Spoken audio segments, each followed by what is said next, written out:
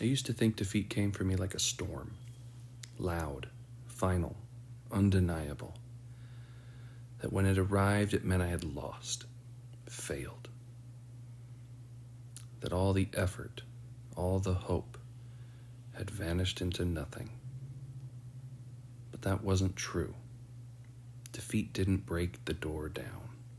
He knocked, quietly. And I almost didn't hear him, because I was too busy planning how to win. The hardest part was realizing he wasn't trying to hurt me. He wasn't my enemy.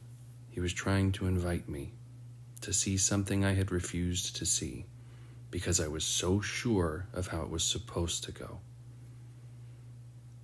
I had assumed this path would sustain me, that if I followed my truth with enough faith, it would reward me in the way I imagined.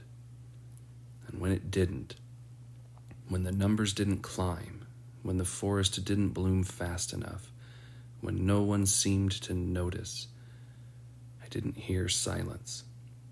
I heard failure. I was wrong. Defeat wasn't silence. It was a whisper, a voice that said, "You limited what this could become by expecting only one shape, one outcome, one reward.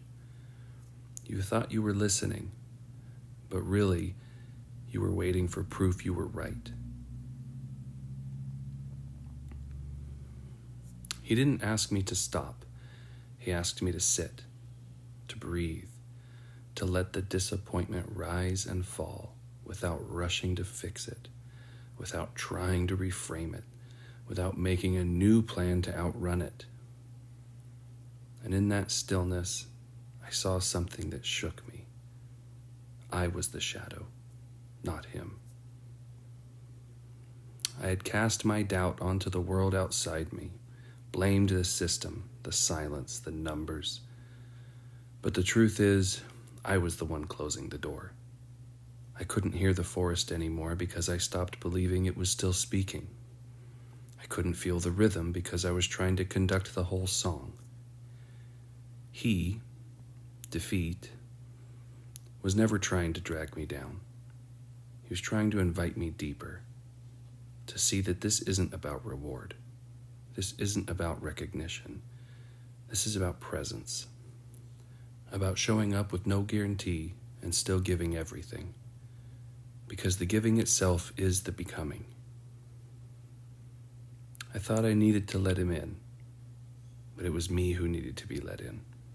It was me who had been standing outside the truth, trying to fit the forest into a story it never asked to be in.